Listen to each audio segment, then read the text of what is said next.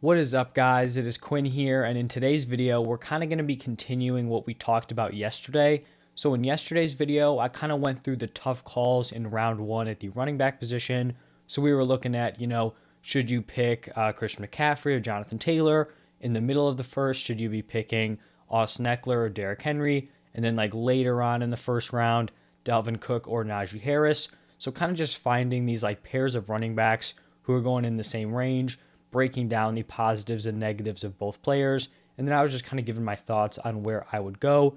So in today's video, we're going to do the same type of thing, but we're going to be looking at first round wide receivers. So guys like Cooper Kupp, Jefferson, Chase, Devontae Adams, and Stephon Diggs. If you guys enjoyed the video, do me a huge favor, hit that like button and subscribe to the channel.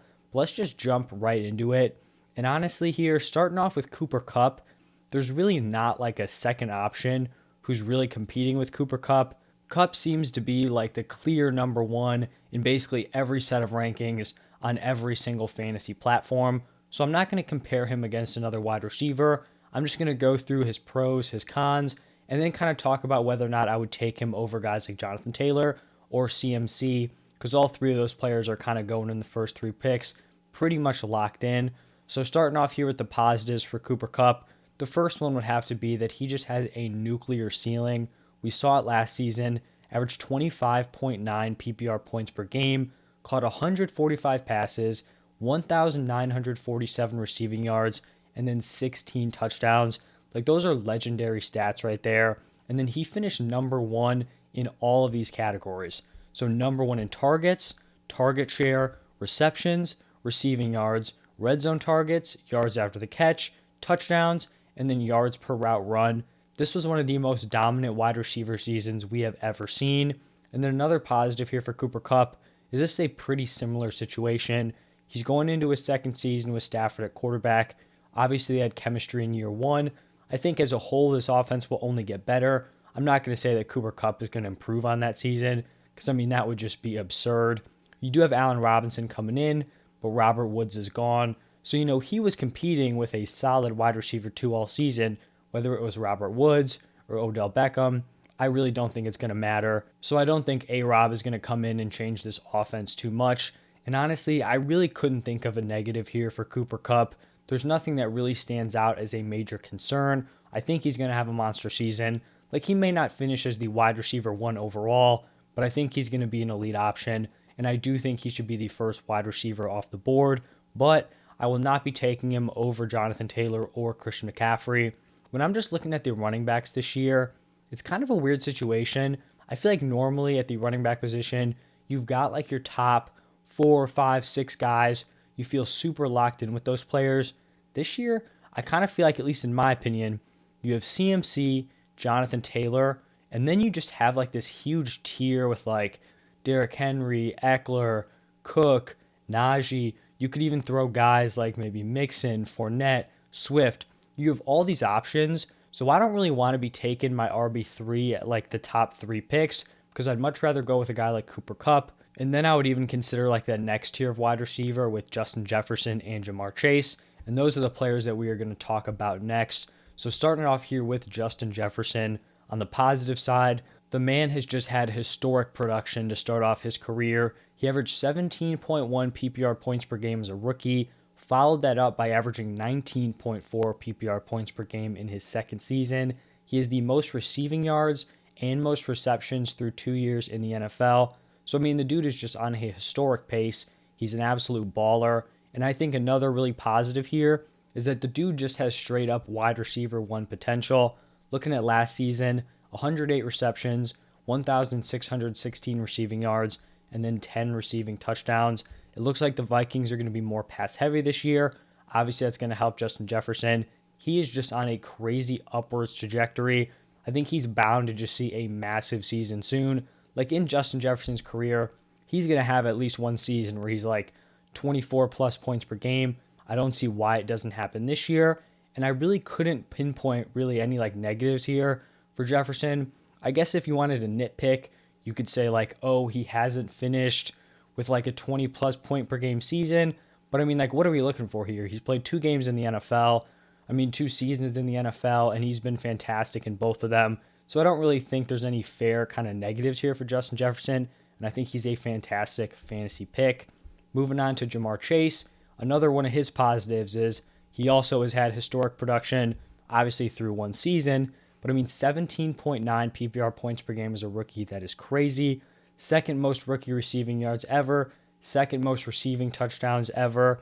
He's on an elite offense attached to Joe Burrow, one of the future best quarterbacks in the NFL. He's probably locked in like top 8 quarterback right now. The Bengals were number 9 in team points per game. This offense is only getting better. They saw major offensive line upgrades. You also just have a very young offense in terms of like skill positions. So Burrow will continue to improve. Jamar Chase is just going into year 2. T. Higgins into year 3. So this offense is definitely on the rise. I also think they could shift to a more pass-heavy attack. If you look at the strength of this team, they now have a solid offensive line, so Burrow shouldn't be getting killed back there. And then you have Jamar Chase, T. Higgins, Tyler Boyd. Like, these are very, very strong weapons. They were only 20th in pass attempts per game last season, so I do think we could kind of see that flip here. Now, I do think, for Cooper Kupp and Justin Jefferson, I couldn't really come up with any, like, fair negatives for them. For, Jamar Chase, I think there's kind of one or two, nothing, crazy, but I just think there are questions with his volume and then also maybe his efficiency. And the efficiency is not like a negative thing. It's just that he was so amazing last year. So looking at the top 11 fantasy wide receivers from 2021, only 3 of them caught under 100 passes. One of those guys was Debo. He caught 77, but I don't really think it's fair because he was basically like a wide receiver running back hybrid. Like, if you just take his early sample size of just being a wide receiver, like, he would have shattered 100 receptions. Jamar Chase was one of those guys, caught 81 passes, and then Mike Evans caught 74. So I do think we could see his volume go up. I talked about the Bengals being more pass heavy. Obviously, that's going to help Jamar Chase. But the question is, like, as that volume goes up, will his efficiency stay the same? Because, I mean, he was one of the most efficient wide receivers in the NFL. The dude scored 13 touchdowns on 81 receptions. He was also 3rd in yards per target, 2nd in yards per reception, and then 4th in fantasy points per target. So I think that number may regress, which, it's not like you can just add 15 receptions and keep the same efficiency. So, keep that in mind. But I still think he's going to be an elite wide receiver 1 this season. But I would favor Justin Jefferson just because I think he has a better opportunity to have that volume. And I just think he's the next best guy to put up like an absurd season this year. Now on to a pair of wide receivers who are going more in like the back end of the first round. Maybe Diggs is going like more mid to back end. But we have Stephon Diggs versus Davante Adams. So they're going probably anywhere from like pick 8 to 12, kind of in that range. But starting it off here with Stephon Diggs, on the positive side, this is just a great situation for an alpha wide receiver. He's Josh Allen's clear number 1 wide receiver. This offense was 7th in pass attempts per game last year. They were 3rd in team points per game. And he also just has very limited target competition. You're looking at a guy like Gabriel Davis to be the wide receiver 2. Like, he's really done nothing besides that one playoff game. You have a guy like Dawson Knox at tight end. But I mean, like, Stephon Diggs really could be a target funnel this season. Another positive is that he just has proven upside. Like we saw in 2020, the man averaged over 20 PPR points per game, 20.5. So we know that's kind of in his range of outcomes. And he just has, legit wide receiver 1 ceiling. Like, he could totally be a top 3 option this year, if not better. On the negative side, he is coming off like a semi-underwhelming 2021. We saw his point per game number drop from 20.5 to 16.8. And this was really like a direct result of an efficiency drop. So in 2020, Diggs saw 166 targets and he caught 127 of those. In 2021, he saw 165 targets. So I do believe he played in one more game. But like, those target numbers were very, very similar. But instead of catching like 127, he only caught 103. So this could potentially be like he's getting a little older, maybe slight regression in ability. But it's also just totally possible that, efficiency isn't necessarily sticky from year to year. So that number could bounce back up to, the 2020 efficiency, or it could kind of even out like between those two numbers. But I still think, he should be regarded as a high-end wide receiver 1. Now moving on to Davante Adams. For the positives, he could arguably be the best wide receiver in the NFL. I don't think anyone could argue him outside the top three. I wouldn't, push back if you had him as the wide receiver one. So talent is clearly not going to be an issue here. We also know that he has a wide receiver one ceiling. We saw it in 2020, finished as the wide receiver one. He was the wide receiver two in points per game last year. So I think a lot of his production this year is going to come down to whether or not he can adjust to this new situation. I think it's clear this is like a team downgrade, for Davante Adams, but this is definitely not a bad situation.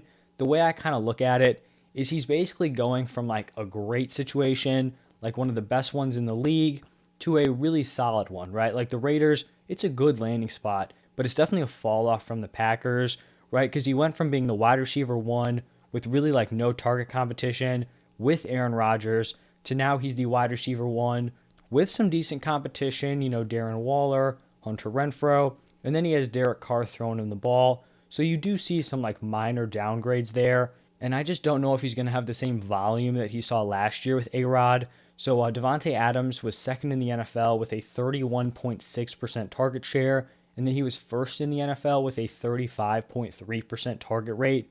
So he was targeted on like 35% of his routes. That is insane. I don't think those numbers stick, now that you have Darren Waller, Hunter Renfrow in the picture. That Packers offense was just like entirely run through Davante Adams as receiver. Obviously, you had guys like Allen Lazard, MVS, Aaron Jones, like they were involved, but Davante Adams was definitely the guy. So I do think regression is likely in those, categories, but I still think he has elite upside. And honestly, like it seems like Stephon Diggs is kind of consistently going a few picks ahead of Davante Adams. I think they're very, very close. I really feel like you could go either way.